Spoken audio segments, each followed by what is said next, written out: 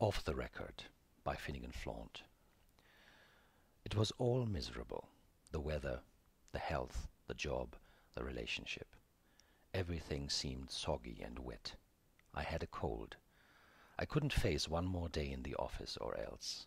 Nobody loved me, or if they did, I had not met them yet.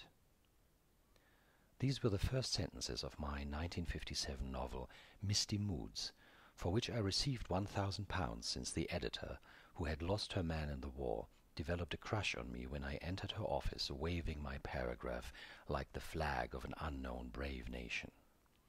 But I could never get past the beginning. The 1960s rolled around, and throughout the decade I had the most marvelous ideas where the story might go, never wrote them down, because I had so many ideas, and I was busy building a writer's life in Camden Town, which included reading what I had already written, the famous paragraph that had brought me a contract, to big-eyed young women looking for artsy types between the pillows of this party or that, and subsequently taking said women to bed for a night or for weeks, but never longer, because I was not going to be jailed between a marriage license and a mortgage. Like so many of us, hopeful ones, hopeless ones, poets and petty penmen who worked as bartenders, librarians, substitute teachers, anything. Forward arrow in time. At the end of that, I must say in hindsight, terrible period, I discovered, initially to my amazement, that I had not aged at all.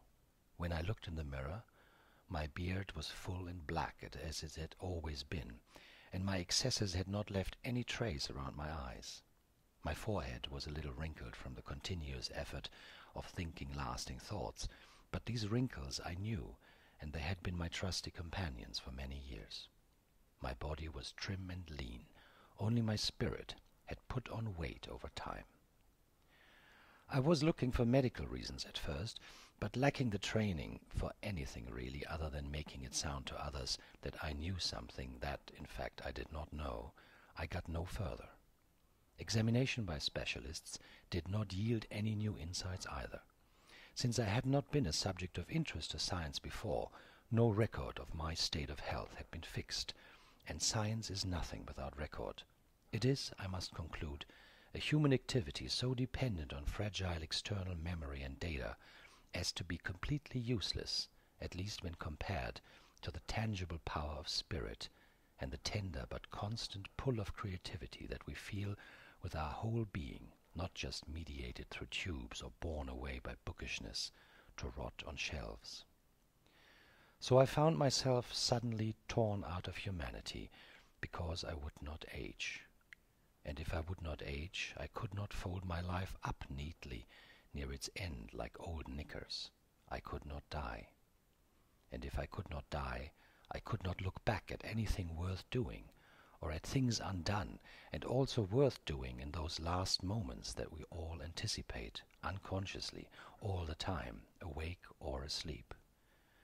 I had no longer a choice. Short of suicide, my life might never end, so I had to give up nothingness and find something worth doing. This was only the beginning of my journey, the well from which my writing sprang like a yeasty fount.